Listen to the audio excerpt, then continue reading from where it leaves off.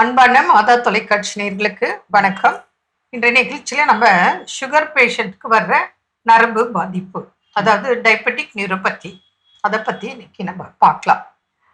சுகரோட அளவு கண்ட்ரோல் இல்லாம போகிறதுனாலையும், அதிக அதாவது நீண்ட நாட்களாக சர்க்கரை நோயின் தாக்கத்தினாலையும், நம்ம கவனிக்காம விட்டதுனாலையும் பாதிப்பு ஏற்படும். முக்கியமா காலில் ஃபர்ஸ்ட் தெரிய ஆரம்பிக்கும், கைகள்லையும் தெரிய ஆரம்பிக்கும். பொதுவாக பேஷண்ட் என்ன சொல்லுவாங்கன்னா, எனக்கு கை கால்லாம் ஒரே எரிச்சல் எரிச்சல் பச்சை மிளகாய் அரைச்சல் அந்த மாதிரி பூசின மாதிரி எரியுது அப்படின்னு சொல்லுவாங்க. அப்புறம் வலிக்குதுன்னு வாங்க, அப்புறம் ஊசியில குத்துற மாதிரி சுருக்கு சுருக்குன்னு குத்துது அப்படின்னு சொல்லுவாங்க. பகல்லையும் சரி நைட்லயும் சரி வலி அதிகமா இருக்கு அப்படின்னு சொல்லுவாங்க. இதே நாளடைவில் அவங்களுக்கு மறுத்து போகும். ஃபுல் பிளட் சர்க்குலேஷன் தடைப்படும் போது அந்த கலர் சேஞ்சஸ் இருக்கும். கால் அதாவது உணர்ச்சி மறுத்து போதல். சிலர் சொல்லுவாங்க, ஏதோ அட்டை ஒட்டிட்டு இருக்கிற மாதிரி இருக்கு பாதத்துல அப்படின்னு சொல்லுவாங்க. நம்னஸ். இது இது கை கால் மறுத்து போறது. இது எந்த நரம்புகளை பாதிப்பு, எந்த இடத்துல பாதிப்பு இருக்கோ அதை பொறுத்து இது மாறுபடும். சிலருக்கு கை காலில் மாத்திரம் இருக்கலாம், சிலருக்கு இடுப்புல கூட இருக்கலாம். அந்த மாதிரி பாதிப்புகள் வரும்போது இதன் வலி தாக்கம் அதிகமாக இருக்கும். இதெல்லாம் ஆரம்பத்திலே பார்க்கும்போது இதுக்கு ப்ராப்பர் ட்ரீட்மெண்ட் எடுத்தா நிச்சயமாக பாதிப்பு அடையாமலும் பாதுகாத்து கொள்ளலாம். மேலும் இதுக்கு சிகிச்சை இருக்கு. இதை பத்தி தான் இன்னைக்கு பார்க்க போறோம். கண்டிப்பா. பொதுவா இதுல ரொம்ப காமன் என்ன அப்படின்னா, கால் பாதம் மறுத்து போயிடுறது. இதுக்குதான் பாருங்க, டயபெட்டிக் பேஷண்ட்ஸ் நிறைய பேர் பாருங்க ரொம்ப கண்ட்ரோல்லயே கூட இருப்பாங்க. திடீர்னு பிளக்சுவேட் ஆகும். அதனால அந்த பிளக்சுவேட் ஆகிறதுக்கு காரணம் அவங்களோட அதிகப்படியான மன உளைச்சல், ஸ்ட்ரெஸ்ஸா இருக்கலாம், இல்ல டயட் பெருசா ஃபோக்கஸ் பண்ணாதது இருக்கலாம். இல்லைங்க, ரொம்ப குரோனிக் டயபெட்டிக்குங்க. நாங்க 15 வருஷமா எங்களுக்கு டயபெட்டிக் இருக்கு, 20 வருஷமா டயபெட்டிக் இருக்கு. அவங்களுக்கு நரம்பு பாதிப்பு, டயபெட்டிக்னால வரக்கூடிய காம்ப்ளிகேஷன் அதிகமா பாத்தீங்கன்னா பாதிக்கப்படுறதுக்கான வாய்ப்பு உண்டு. அவங்க கண்ட்ரோல்லயே இருக்காங்க அப்படின்னா கூட. அப்ப ரொம்ப சிம்பிள். இந்த டயபெட்டிக் நியூரோபதிக்கு என்ன பண்ணுவாங்க, அப்பப்ப வரும்போது டாக்டர் கிட்ட போயிட்டு ஒரு கோர்ஸ் பாத்தீங்கன்னா நியூரைன் டோனர்ஸ் வாங்கி சாப்பிடுவாங்க. இந்த நியூரைன் டோனர்ஸ் நிரந்தரமான தீர்வு கொடுக்குமா? நரம்பு சத்து மாத்திரைகள் அப்படின்னா கிடையாது. அப்ப நம்ம என்ன பண்ணா நிரந்தரமான தீர்வு கிடைக்கும்?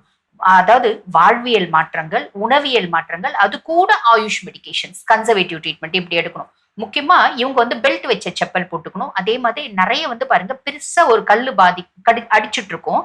அடிச்சுட்டு இருந்தா கூட உங்களுக்கு தெரியாது, நல்ல புண்ணு ஆயிடும். அந்த புண்ணு ஹீலும் ஆகாது, டயபெட்டிக் அல்சர்ஸும் ஃபார்ம் ஆயிடும். அப்ப ரொம்ப சிம்பிள். டெய்லியே பாத்தீங்கன்னா ஃபுட் மசாஜ் அப்படின்றது கொடுக்கணும். இந்த ரெஃப்ளெக்ஸாலஜி டெக்னிக் கொடுத்து, ஆமா, கால்ல நிறைய பாயிண்ட்ஸ் இருக்கு. அந்த பாயிண்ட்ஸை வச்சு எப்படி அக்குப்ரெஷர் பண்றது அப்படின்னு சொல்லி கொடுப்பாங்க. அதே மாதிரி ஃபுட் பாத், காலையில ஒரு 10 நிமிஷம், சாயங்காலம் ஒரு 10 நிமிஷம் ஃபுட் பாத் எடுக்கணும். அதை பிளெயினா எடுக்கிறத விட அதுல கொஞ்சம் உப்பு, கொஞ்சமா பாத்தீங்கன்னா பாவக்காய், எப்சம் சால்ட், பாவக்காய் குட்டி குட்டியா கட் பண்ணி போட்டு அதுல கால் முக்கி வைக்கிறது. இந்த மாதிரி நிறைய டெக்னாலஜிஸ் இருக்கதான் செய்யுது இல்லைங்களா? பாதிப்பை பொறுத்து நம்ம பேஷண்ட் வரும்போது அவங்களுக்கு எது எது தேவை அப்படின்னு சொல்லி நம்மளே அட்வைஸ் கொடுக்கிறோம். டயட்டும் முக்கியம். சுகர் எப்பவும் கண்ட்ரோல்ல வச்சுக்கணும். ஆமா, எப்பயுமே உங்களோட HbA1c ஒண்ணு பாருங்க. நிறைய பேர் பாத்தீங்கன்னா எப்பயோ ஒரு முறை டாக்டர் போய் பார்த்திருப்பாங்க, மெடிசன் கொடுத்திருப்பாங்க, அதையே அவங்க கண்டினியூ பண்ணுவாங்க இல்லைங்களா? அதே 5 வருஷமா 8 வருஷமா கண்டினியூ பண்றவங்களா இருக்காங்க. இல்லைங்க, நாங்க உணவு முறையிலே கண்ட்ரோல் பண்ணிக்கிறோம் அப்படின்னு சொல்லிட்டு மாத்திரையை விட்டுருப்பாங்க. உணவு முறையிலே தாராளமா கண்ட்ரோல் பண்ணலாம். வேர்ல்ட் ஹெல்த் ஆர்கனைசேஷனே diabetic can be reversed, remission is possible in diabetic அப்படின்றது சொல்லி இருக்காங்க. ஆனா என்ன, நம்ம ஒரு கியூரியாசிட்டியோட ஆரம்பிப்போம், அதை கடைபிடிக்க மாட்டோம். நீங்க கியூரியாசிட்டியோட ஆரம்பிக்கிறதோட கடைபிடிக்கவும் செய்றீங்க அப்படின்னா இதுல ஈஸியா வெளியே வந்துட முடியும் இல்லைங்களா? அதை நீங்க செக் பண்ணீங்கன்னா கண்ட்ரோல்ல இருக்கிறதுக்கு ஒரு இது பயம் இருக்கும் இருக்கு. அதனால நம்ம இந்த டயட் ஃபாலோ பண்ணோம், இந்த எக்ஸசைஸ் ரெகுலரா பண்ணணும் அப்படிங்கிறது ஒரு விழிப்புணர்வோட பண்ணுவோம். கொஞ்சம் டெஸ்ட் பண்றதை விட்டுட்டுன்னா கேர்லெஸ் அதிகமாயிடும், அப்போ கவனிக்கப்படாமல். அதனால இப்போ டயபெட்டிக்னால கால் நரம்புகள் மாத்திரம் இல்ல, கண் பார்வை போச்சு, டயபெட்டிக் ரெட்டினோபதி இருக்கு, நியூரோபதி இருக்கு, நெஃப்ரோபதி இருக்கு, கிட்னி ப்ராப்ளம் வருது. ஆமா, அதாவது சர்க்கரையின் துணை நோய்கள்னே ஒரு புக்கே இருக்கு. அந்த அளவுக்கு நிறைய பாதிப்புகள் ஏற்பட வாய்ப்புகள் மிகுதியா இருக்கு. நம்மனால புண்ணு வந்தா அழுகிய நிலை, அதனால விரல கால் எடுக்க வேண்டிய சூழல். ஒண்ணு இல்ல, ஒரு சும்மா நெயில் கட் பண்றேன்னா அது ஒரு உண்டாயிட்டு வருஷ கணக்குல ஆறாம புண்களா இருக்கிறது இருக்கு. இருக்கு. அதனால சுகரை கண்ட்ரோல் பண்ணா லைஃப் லாங் நல்லா இருக்கலாம். இல்லைன்னா இது போன்ற உபாதைகள் பல வரும். எல்லாத்தையும் சந்திக்கணும். அதுக்கெல்லாம் ட்ரீட்மெண்ட் இருக்கான்னா இருக்கு. திரும்பவும் கவனமா செய்யணும். செய்யணும். என்ன நேர்களே, மீண்டும் நாளை சந்திப்போம். நன்றி. அன்னை மரியே வாழ்க.